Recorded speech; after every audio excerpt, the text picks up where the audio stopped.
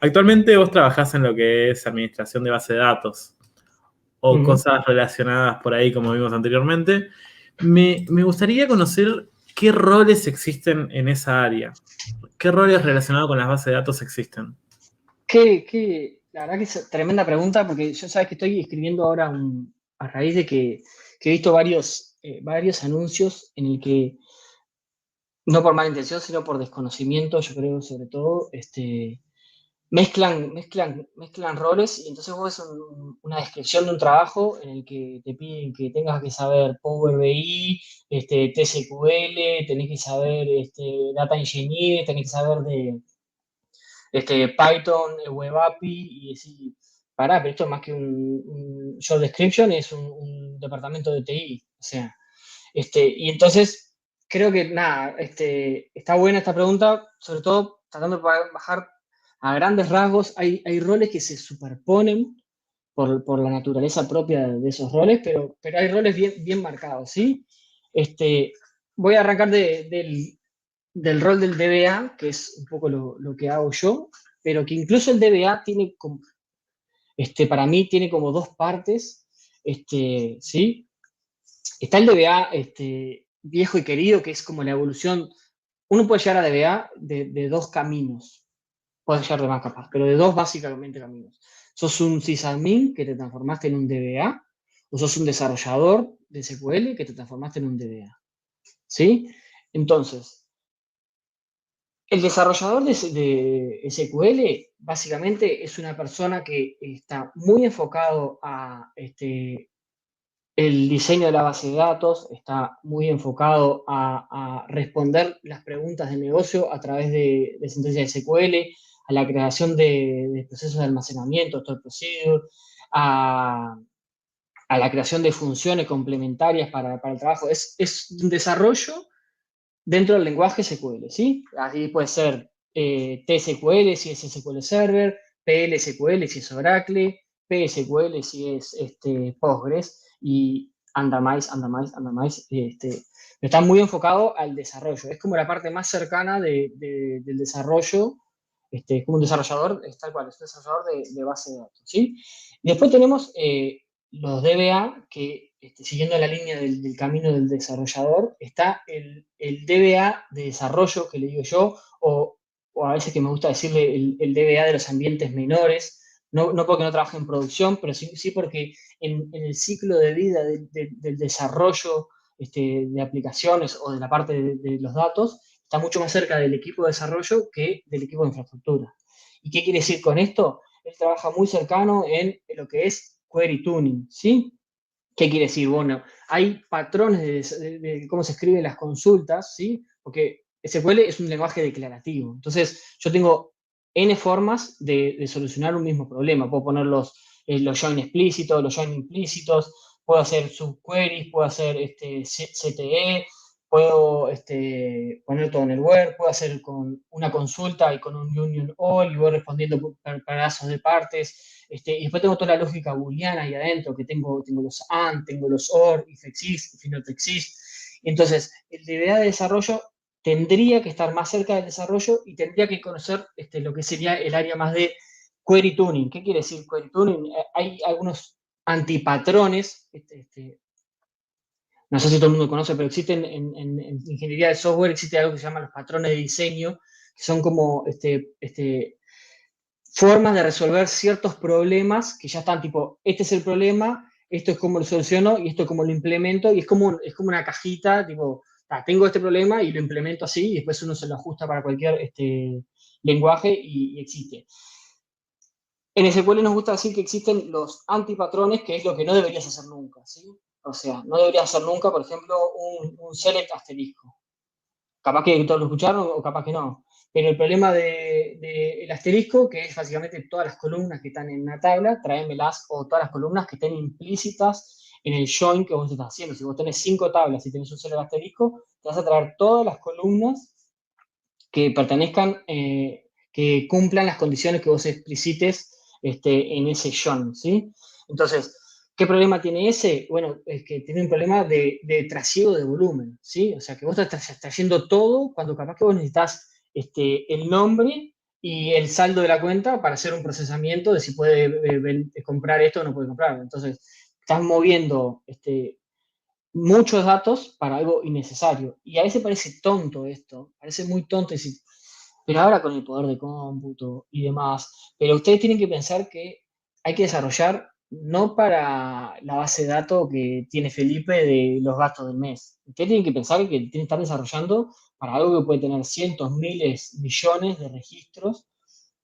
Y el problema de que esos miles de registros se pueden transformar en que capaz que tenés que cargar una tabla de 30 gigas en memoria para poder traértela cuando vos capaz que una sola columna y un giga te lo solucionabas, ¿sí? Entonces, el DBA de desarrollo está mucho más cerca de ese lado. Entiende la lógica de cómo el motor funciona, o debería entender la lógica de cómo funciona el motor, y aplica mejores prácticas al desarrollo de las consultas. Entonces sugiere decir, por ejemplo, yo tengo una consulta que me traigo o que esto sea A o que sea B, y entonces capaz que el DBA de desarrollo dice, capaz que en vez de usar un OR, que en lógica booleana dice esto, o los dos a la vez, puedo utilizar un union all. Entonces yo separo la consulta en dos partes y hago que este camino vaya por un lado y este por otro.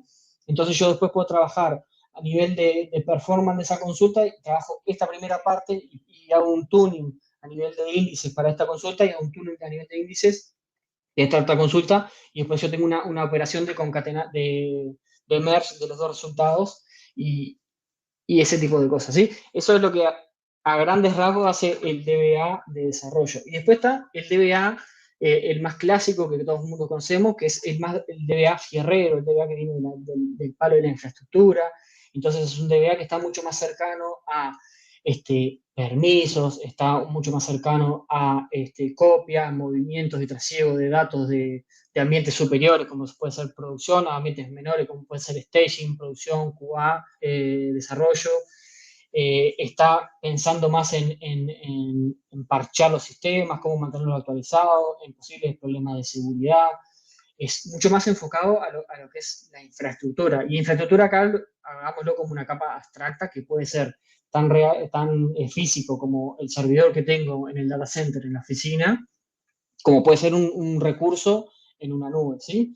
De nuevo, ahí cuando estás en la nube tenés cosas que te las resuelve la nube, cuando estás en un Platform as a Service, por ejemplo, en el que te resuelve el parcheo, los respaldos y demás, y vos tenés que preocuparte solo por la seguridad y el trasiego de los datos de un ambiente a otro, ¿sí? Pero después hay otra rama que es el Data Warehousing y el BI Developer. Atoré un poquito. Pasa, tranqui. Que sí es un desarrollador, pero las bases de datos, sobre todo las transaccionales,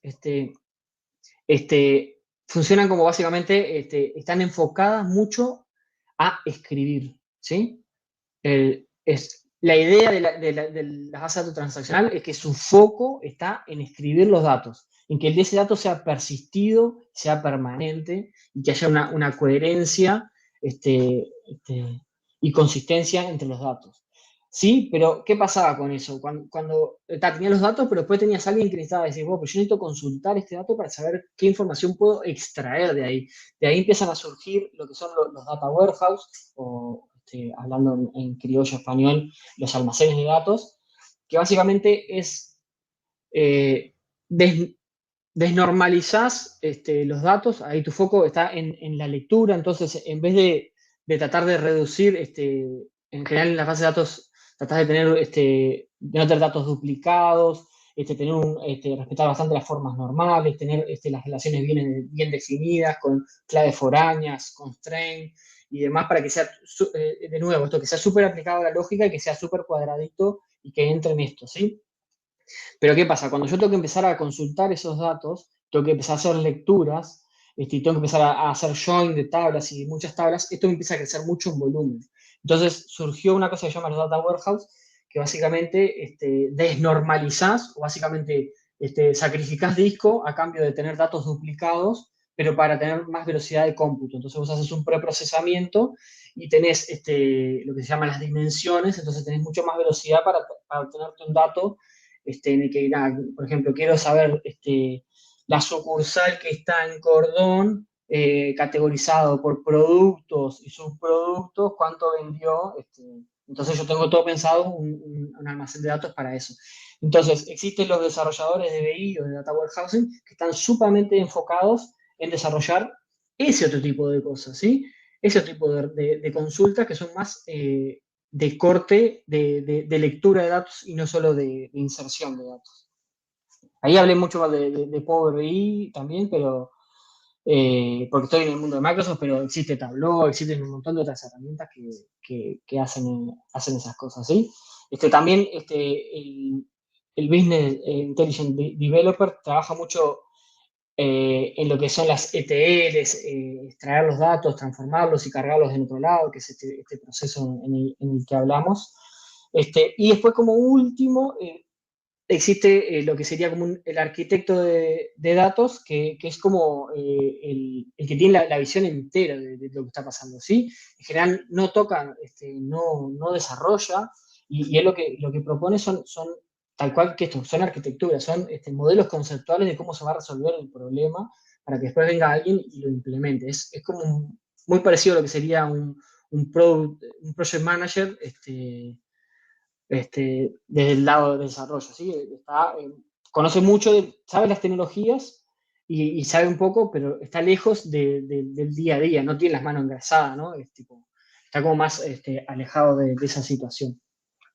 Y esos son un poco los roles relacionados. También ahora que uno que está de moda, que es una especie de desarrollador de SQL o de Business Intelligence, que es el Data Engineer, que está bastante de moda ahora, uno lo va a ver en todos lados. Y básicamente las habilidades que le piden al Data Engineer son manejo de Excel, manejo de SQL y manejo de Python.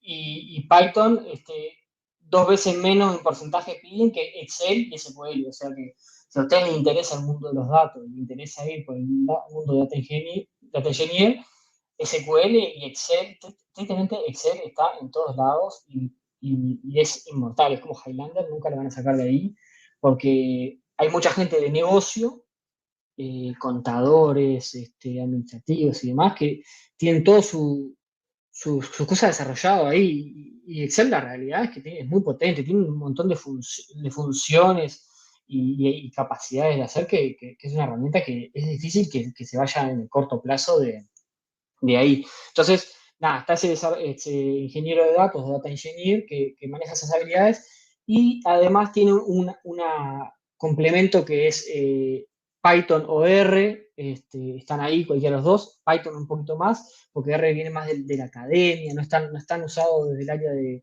TI, es mucho mejor performante en algunas cosas que Python, pero a mí me resulta sumamente horrible la sintaxis de R, me cuesta mucho leer R, en contraposición a Python, que leo el código y es mucho más intuitivo. Creo que ahí el acierto en el desarrollo de Python es la capacidad de hacerlo bastante transparente y entendible y de adaptar básicamente librerías que estaban en Python. Alguien vino y dijo, esta librería más y la adaptaron de R para Python.